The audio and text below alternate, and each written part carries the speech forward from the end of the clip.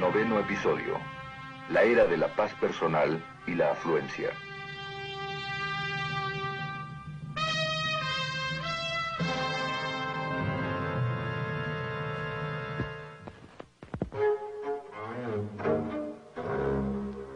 El pensamiento humanista moderno se ha desmoronado en muchas formas, hasta que en un cierto punto de la historia, y yo lo colocaría en principios de los 60, las personas oyeron este mismo mensaje llegando a ellos de todas partes absolutamente.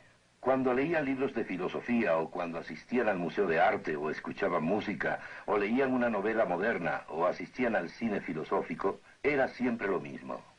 Y eso es que, en una base humanista, la razón conduce a la desesperación, a ninguna respuesta. Y las personas deben tratar de encontrar soluciones en el área de la sinrazón. Llevó a las personas al punto donde no había ningún valor fijo para nada. Estos habían desaparecido, y la gran mayoría de las personas había llegado al punto donde solo tenían dos horrendos valores, horribles valores: paz personal y afluencia. Ahora, como voy a usar estos términos una y otra vez durante este episodio, déjenme definirlos cuidadosamente y les ruego que escuchen. Cuando uso el término paz personal, me refiero a que deseo que me dejen solo, y no me interesa lo que le pase al hombre del otro lado de la calle o del otro lado del mundo. Quiero que mi estilo de vida no sea perturbado, sin considerar lo que significaría incluso para mis propios hijos y mis nietos. Eso para mí es paz personal. La afluencia significa cosas, siempre más cosas, y el éxito visto como la abundancia de cosas.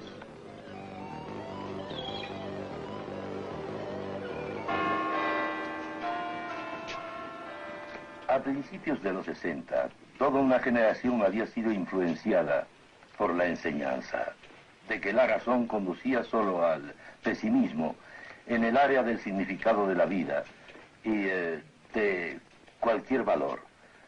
Los estudiantes escucharon esto de los Todo esto profesores queda perfectamente durante mucho entendido e interpretado. Uno, por lo tanto, está... Fue una generación a la que jamás se le había enseñado otra cosa. Pero aquí había una incongruencia, porque los profesores que decían que la vida carecía de significado y que no había valores fijos, no vivían de esa manera, vivían en la memoria del pasado. No debemos sorprendernos de que en determinado momento una generación realmente actuara en base a lo que se le había enseñado. Los estudiantes miraron a su alrededor y vieron estos dos horribles valores de paz personal y afluencia presentes en todos lados y se rebelaron.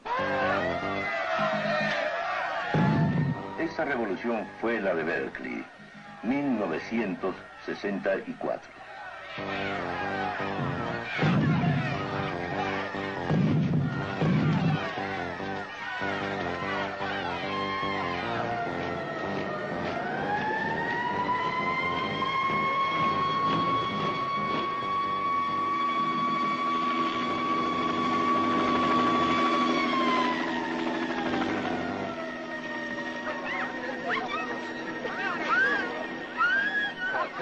Volviendo a lo que ahora es historia pasada, no entenderemos en dónde nos encontramos hoy si no tomamos un momento para comprender la corriente a través del Berkeley de 1964. En verdad querían escapar a los dos valores de la paz personal y la afluencia, y lo hicieron de dos diferentes maneras.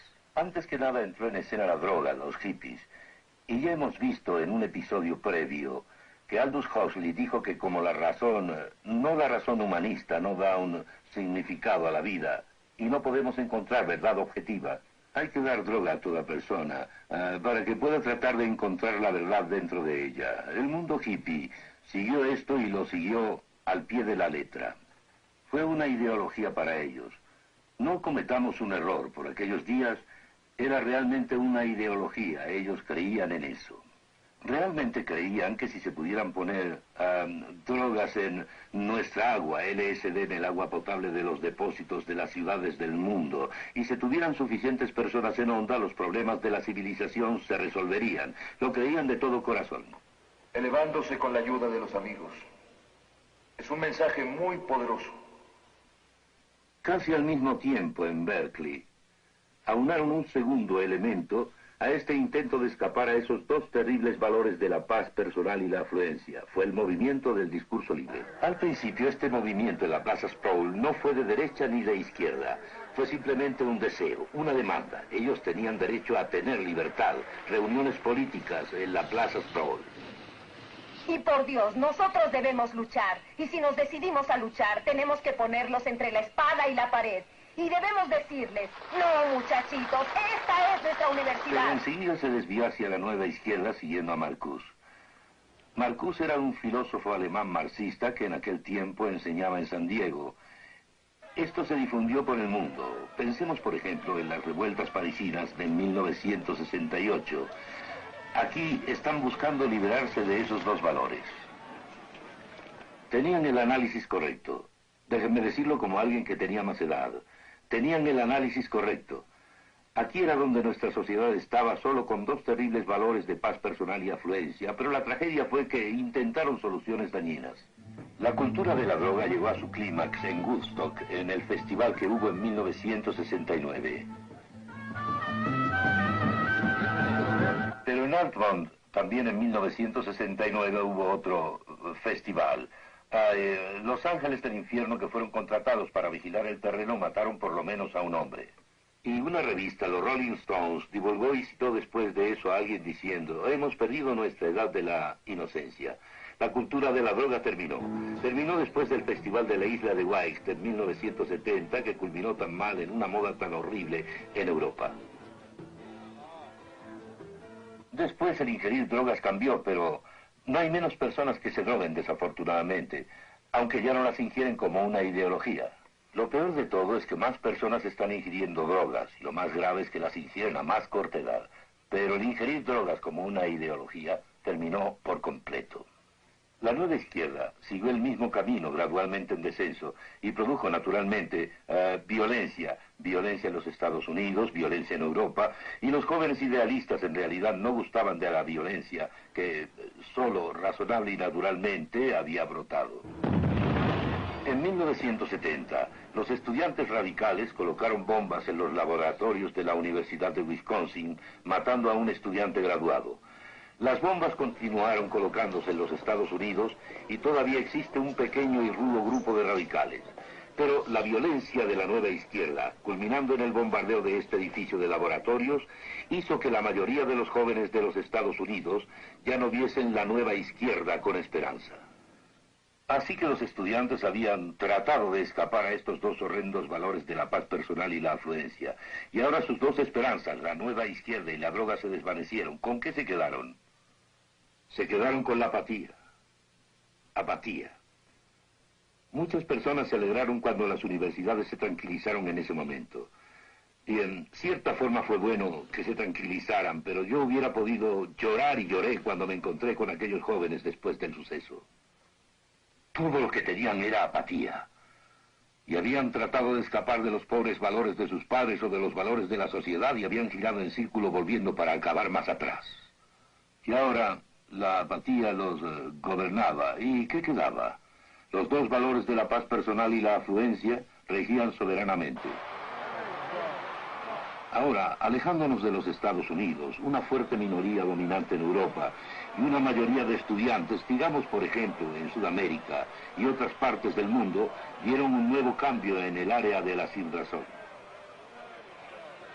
Y esto es que se comprometieron ellos con la línea marxista, maoísta o leninista. ¿Por qué es esta nueva clase de cambio dentro del área de la sinrazón tan utópica en un mal sentido como el de la anterior droga? Les diré por qué. Simplemente porque donde quiera que el marxismo-leninismo ha llegado al poder, siempre ha significado opresión. Siempre. Y estos jóvenes solo cerraron sus ojos ante esto.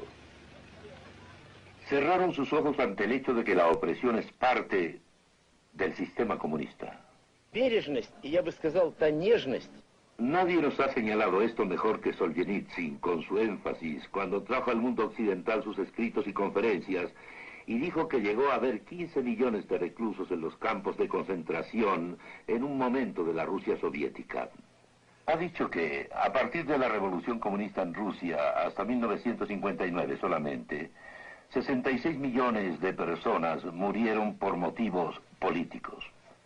Donde quiera que se considere el mundo comunista, siempre produce opresión interna, mas no debemos olvidar nunca que también produce opresión externa.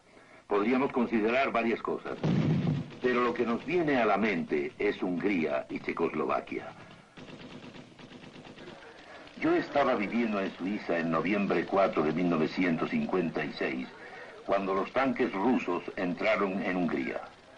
En esa época en particular tenía un radio de onda corta.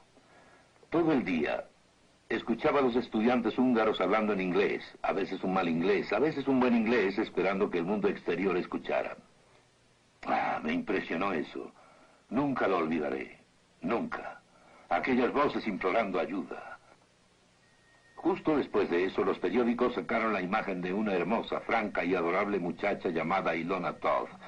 Era una fotografía de Ilona durante el juicio en el que se pretendía condenar la muerte por haber tomado parte en la resistencia contra la opresión externa que el marxismo-leninismo trae naturalmente consigo. Fue colgada en julio de 1957. El marxismo-leninismo es una irrupción por otra razón incluso más básica que la que señalaba anteriormente. Es fundación, es filosofía, es materialismo. A lo largo de esta serie hemos demostrado que el humanismo, el hombre a partir de sí mismo, no puede generar ningún valor real o significado o dignidad para el hombre. He aquí un sistema basado completa, consciente y totalmente en el materialismo. No hay lugar para la dignidad humana en el sistema materialista. El conocido comunismo de la fase humana, que algunos de los eruditos en los países comunistas satélite han apoyado, y algunos fuera de los países satélite también comunistas lo han apoyado, no es posible. Sencillamente no es posible en base al materialismo. Con todo, es extraña la manera en que los jóvenes y los mayores en los países no comunistas son atraídos por el marxismo-leninismo idealista. Es mi convicción, después de examinar las tendencias y partidos y todo eso, que el Partido Comunista se apega a la mayoría de estos ideales y... La razón es que se habla mucho de la dignidad humana, ser tratados mejor. Para resolver los problemas y para dar vida y brindar a los jóvenes una vida con sentido y llena de propósitos. ¿Se puede deducir esto a partir de una base materialista? No. ¿Quieren saber lo que es? Se lo diré. Hay solo una manera de entender el marxismo utópico e idealista. Y esta es que es una herejía cristiana. Y luchando en contra y condenando lo que es erróneo en el mundo, y el Señor sabe que hay muchas cosas erróneas en el mundo.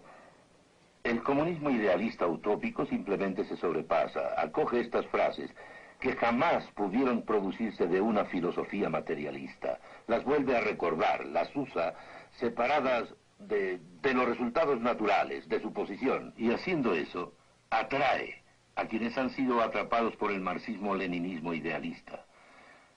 Cuando el marxismo-leninismo llega al poder es otra historia. Es siempre opresión. Y la voluntad de la mayoría entonces carece de sentido. No solo deja de existir la dignidad del individuo, sino que la voluntad de la mayoría tampoco tiene significado. Ahora debemos entender que hay dos corrientes de marxismo-leninismo. Deben mantenerse separadas y debemos distinguir claramente estas dos corrientes. La primera es la corriente idealista utópica, siendo gente joven, aunque a veces no mucho, que ha irrumpido en el área de la sinrazón para aceptar el marxismo-leninismo. Esa es una corriente. La segunda corriente es el sólido núcleo ortodoxo de miembros del Partido Comunista en varias naciones fuera del bloque comunista. Ahora encontramos que el riesgo radica en las personas que tienen solo los valores de la paz personal y la afluencia. Si aparentemente el comunismo les promete paz personal y afluencia, nadie sabe lo que harán estas grandes mayorías. Nadie lo sabe. Más que eso debemos ver que existe un riesgo de que estas dos corrientes, del marxismo-leninismo idealista y el sólido núcleo del Partido Ortodoxo Marxista-Leninista pudieran infiltrarse en un país en un momento dado de la historia, creando una situación que sería por siempre irreversible. Es un riesgo muy real. Подобного рода опасность стоит и перед Соединенными Штатами в целом. En los Estados Unidos también se corre este peligro. Los Estados Unidos también lo tienen marcado demasiado bien, y en ninguna de las áreas, tanto como en el área de la generación de la ley arbitraria. Deseo hablar acerca de la ley arbitraria con bastante detalle, en realidad. El hombre pidió su independencia de Dios y de su revelación. En lo que esto ha resultado es en relatividad, no solo en la moral personal y pública, sino en la ley como tal. La naturaleza en la que los hombres han tratado de estatuir su ley, como recordaremos de un episodio previo, no es suficiente, por la simple razón de que la naturaleza es cruel y no cruel, y así no se puede formar un sistema estable de leyes en la naturaleza. Y lo que nos queda en el flujo humano de hoy día en los Estados Unidos es meramente una variable ley sociológica. Y por sociológica me refiero a una ley que está meramente basada en lo que un grupo decide que es útil para la sociedad en un momento dado. El hombre que abrió las puertas a esto, tal vez más que ninguno, fue Oliver Wendell Holmes, y escribió en una carta, lo citaré con exactitud: la cuestión última es que las fuerzas dominantes de la comunidad quieran, y que lo que quieran sea lo suficientemente fuerte para no considerar cualquier inhibición que se interponga. Este era Oliver Wendell Holmes hace algunos años, y en realidad lo importante es solamente la ley variable. Muchas leyes modernas no son congruentes con la ley que les ha precedido. Y en verdad debo decir que a la Constitución de los Estados Unidos, hoy en día, se le puede hacer decir casi cualquier cosa en base a la variable ley sociológica. Debemos entender que la ley actual no es solo ley variable, sino que las Cortes están realmente estatuyendo la ley. No están solo interpretando la ley que el legislador ha formulado, sino que generan la ley. Ahora, todos saben, quien conoce algo relativo a estas cosas, que la ley arbitraria domina completamente en países comunistas. De lo que la mayoría no se da cuenta es de que en el flujo humanista, la ley arbitraria se ha expandido por el mundo occidental también. Usaré una analogía. Consideren el feto humano, el bebé nonato. En enero de 1973, la Suprema Corte de los Estados Unidos aprobó la ley de aborto. El profesor Witherspoon, de la Escuela de Derecho de la Universidad de Texas, escribió: la Corte sostuvo que el niño nonato no es una persona dentro de la esencia de la 14ª enmienda como para despojar a todos los niños nonatos de toda protección constitucional a sus vidas, libertad y propiedad. Esta regulación de la Suprema Corte de los Estados Unidos es un absoluto totalmente arbitrario. Antes que nada, es médicamente arbitraria. Este libro fue publicado con la cooperación de muchos científicos connotados en este campo, incluyendo a algunos de los Estados Unidos. Fue para informar al público británico. Favorece al aborto. Sin embargo, dice que la cuestión acerca de cuándo la vida humana comienza está aún sin resolverse. El aborto puede ser practicado antes de que el feto sea viable, aunque cuando sucede es en sí mismo un punto a discutir. Más adelante establece que un biólogo puede decir que la vida humana empieza en el momento de la fecundación, cuando el espermatozoide y el óvulo se fusionan. La arbitrariedad médica de la decisión de la Suprema Corte está enfatizada por el hecho de que la destrucción del feto se acepta en el aborto. Y con todo, las discusiones se originan en cuanto a si es correcto fertilizar un óvulo fuera del útero, esto es, en el laboratorio, porque entonces viviría solo unos días. Esto plantea el problema de que si ese óvulo fertilizado fuese implantado exitosamente dentro del útero, tendría el potencial genético total para convertirse en un ser humano. ¿En qué afecta que se aborte a un bebé de 5 meses y medio de embarazo?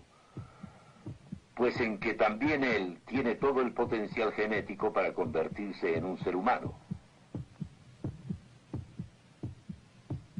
El juez White de la Suprema Corte, en su discusión concerniente a la ley del aborto, dijo que es el ejercicio del poder judicial inexperto, un ejercicio descuidado y extravagante del poder de supervisión judicial.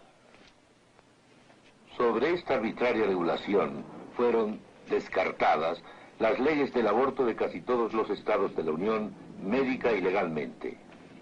Muchas personas aceptaron esta ley a pesar de que era arbitraria médica y legalmente, porque era considerada sociológicamente provechosa. ¿Por qué no habríamos de aceptar leyes que restringieran la libertad humana si fueran consideradas sociológicamente provechosas? Con lo que nos quedamos es con la ley sociológica, y eso es todo. Y nadie sabe cómo terminará. Por la regulación de la Suprema Corte, el bebé nonato no se considera una persona. En nuestros propios días ha habido un gran clamor, y muy apropiadamente, porque en el pasado no se veía al esclavo negro como una persona. Pero ahora, por este absoluto arbitrario traído a la corriente humanista, millones de bebés no natos de todos colores de piel son declarados por ley como no personas.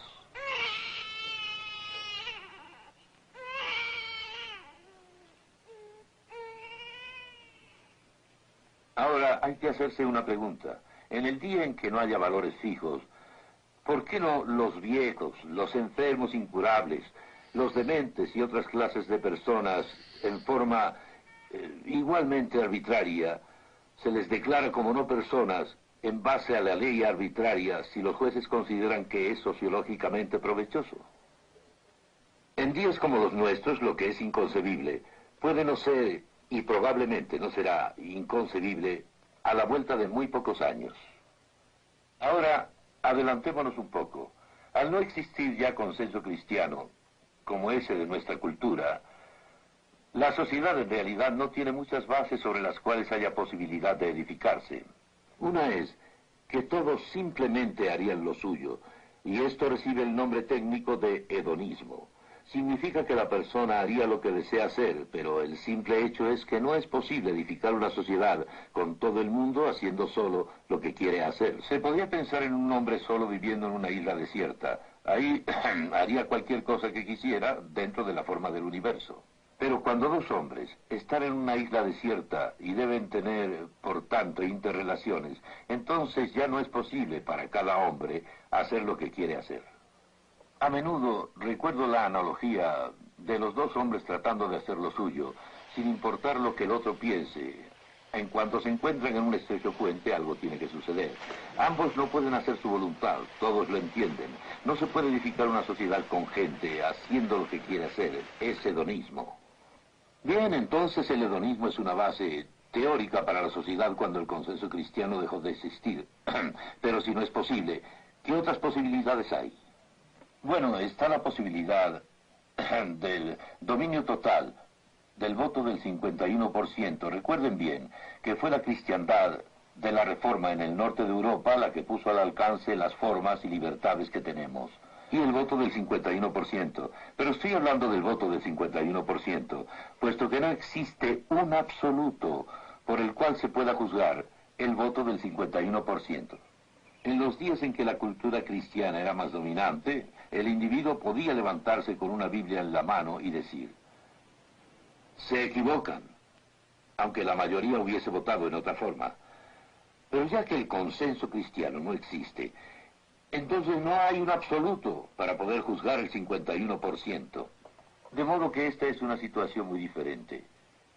Les diré una frase que desearía memorizar. Si no hay un absoluto, por el cual juzgar a la sociedad es absoluta. La idea del pensamiento humanista es convertir al hombre como individuo y luego a la humanidad en el centro de todas las cosas. Su propia medida para convertirse en autónomo. Si hemos de vivir y escapar a la muerte, no solo la muerte individual en el sentido del juicio de Dios, sino la muerte en nuestra vida cultural y política, en nuestra vida presente, debemos apartarnos de ese camino humanista de convertir al hombre en autónomo y debemos poner al Creador en el centro de todas las cosas. La mayor de todas las maldades es poner cualquier cosa creada en el lugar del Creador. Y cuando nos apartemos de esto, nuestros pies habrán pasado del camino de la muerte al camino de la vida.